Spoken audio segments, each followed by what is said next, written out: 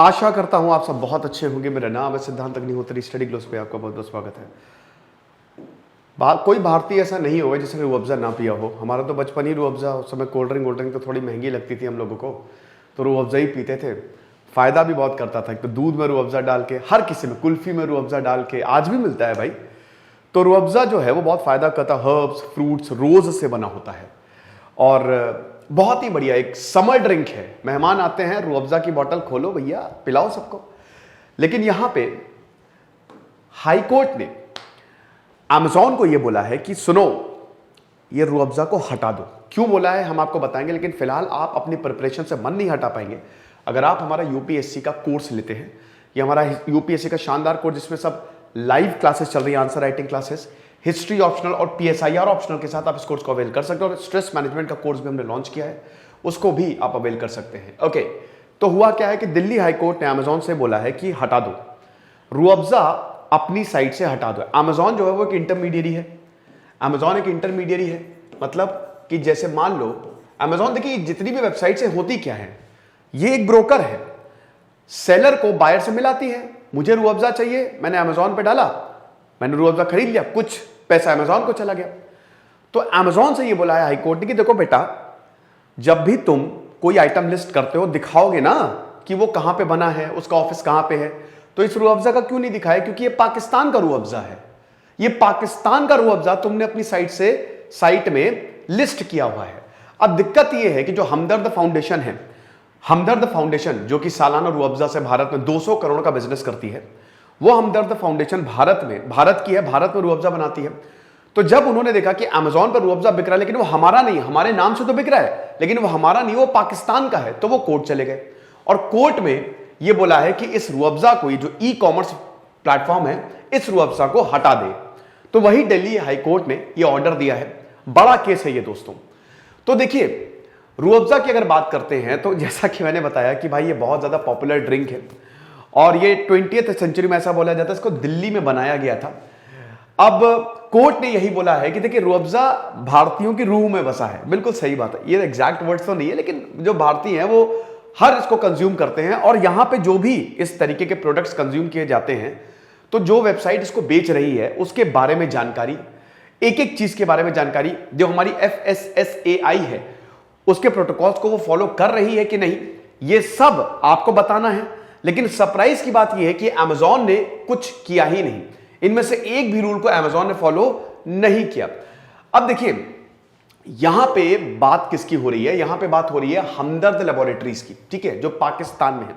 Manufacturer कहता है अपनी वेबसाइट पे कि देखो, ये हमने पाकिस्तान कराची में 1947 में फाउंड किया था। एक 2 रूम 1948 में एक 2 रूम का सेट था, वहां पे हमने रूह अफ़ज़ा बनाना शुरू किया था और वहां से हमारी सक्सेस स्टोरी जो है वो शुरू हुई।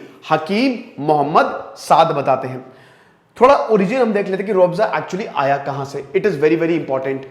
जैसा कि मैंने बताया कि रूह अफ़ज़ा में आपको हर्ब्स मिलेंगे, आपको फ्रूट्स मिलेंगे, आपको फ्रूट के पल्प, हर्ब्स, रोज से रूह अफ़ज़ा बनाया जाता है और ये काफी ज्यादा फायदेमंद भी होता है। ये एक ऐसी ड्रिंक है, ये शरबत जो होता है रूह अफ़ज़ा का, काफी फायदा भी करता है। और हम लगभग हर चीज, चाहे दूध हो, कुल्फी हो, सब में जो है वो हम रूह अफ़ज़ा डाल ही देते ताकि उसका टेस्ट बढ़ जाए। अब हुआ क्या, पार्टीशन के बाद ईस्ट और वेस्ट पाकिस्तान बने। राबिया बेगम के 2 बच्चे थे। बड़ा बेटा था हकीम अब्दुल हमीद, जो कि भारत में ही रहा। याद रखिएगा, हकीम अब्दुल हमीद जो कि भारत में रहा। दूसरा बेटा था हकीम मोहम्मद सैद, जो कि पाकिस्तान चला गया। अब हकीम अब्दुल हमीद और हकीम मोहम्मद सैद, दोनों ही हकीम डॉक्टर टाइप, ठीक है। ये वाला रहा भारत में और इसने भारत में बनाई हमदर्द लेबोरेटरीज, हमदर्द फाउंडेशन, ठीक है, जिसने रूह अफ़ज़ा बनाया। ये वाला रहा पाकिस्तान में और ये पाकिस्तान में रूह अफ़ज़ा बना रहा था। हम जो रूह अफ़ज़ा पीते हैं वो भारत वाला पीते हैं। जो हकीम मोहम्मद जो है भारत में रहे, उनका रूह अफ़ज़ा हम पीते हैं और वो लगभग 200 करोड़ का रूह अफ़ज़ा का जो बिजनेस है वो करते हैं और इन्हीं के पास पूरे राइट्स हैं। अब यहां पे जब 2019 में प्रॉब्लम हुई, 2019 में डिसरप्शंस हुए, तो पाकिस्तान कराची वाले हमदर्द ने बोला कि हम आपको सप्लाई कर देंगे अगर इंडियन गवर्नमेंट परमिट करती है तो, बट वैसा हुआ नहीं कुछ। अब यहां पे 3 रूह अफ़ज़ा आ गए। कैसे भाई? 1971 में बांग्लादेश आ गया, तो एक पहले भारत में था पार्टीशन, जितनी बार पार्टीशन है उतने बार रूह अफ़ज़ा का भी पार्टीशन हो गया। एक भारत में था हमदर्द लेबोरेटरी, एक पाकिस्तान में, एक हमदर्द 1971 के बाद चलेगी बांग्लादेश में, जो कि इनके रिलेटिव्स और जितने भी ये हकीम मोहम्मद के जितने भी रिलेटिव्स थे उन्होंने ही ये 3 रूह अफ़ज़ा के पार्टीशन कर लिए। अब बड़ी बात यह है कि असली कौन है भारत में। अगर असली की बात करें तो हमदर्द लेबोरेटरीज है जो भारत में जिसकी सब्सिडरीज है। और जैसा कि मैंने बताया कि ये लोग बिल्कुल भी नहीं चाहेंगे कि हमारा जो प्रोडक्ट है वो पाकिस्तान के नाम से अमेज़न पे बिक रहा है। तो पूरा का पूरा जो बवाल है वो इसीलिए ही है।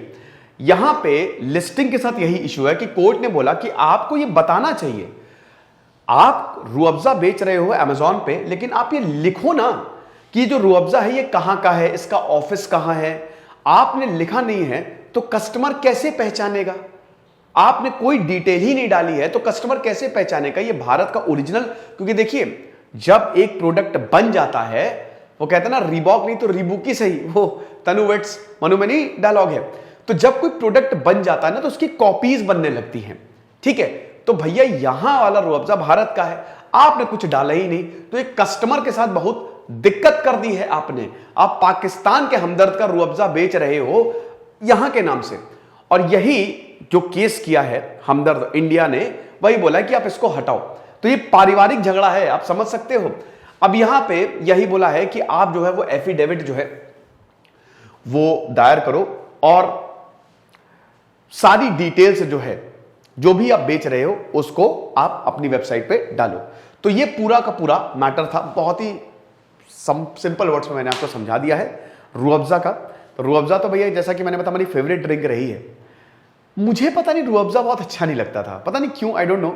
ठीक लगता था, बहुत अच्छा नहीं लगता था। उसमें रसना भी आता था, रसना भी बढ़िया है। अभी उसके साथ वो एक फ्रैंकी नहीं आती थी खिलौने टाइप का, अब बचपन का प्यार वो तो अलग ही था, बड़ा मज़ा, बड़ा इंजॉयमेंट किया। अब तो रूह अफ़ज़ा धीमे धीमे फेड हो गया है क्योंकि अब इतने ड्रिंक्स आ गए हैं, कोल्ड ड्रिंक्स ने टेक ओवर कर लिया है, मतलब सॉफ्ट ड्रिंक्स हो गए, जूसेस हो गए, बहुत सारी चीज़ें अब तो नई नई इनोवेशंस आए जा रहे हैं, नारियल पानी। लेकिन रूह अफ़ज़ा तो कहते ना विंटेज है, वो तो उसका तो अपना ही स्थान है। तो ये लेक्चर था, खुश रहिए, पढ़ते रहिए। जैसे सिद्धांत नहीं होते रही, साइनिंग ऑफ।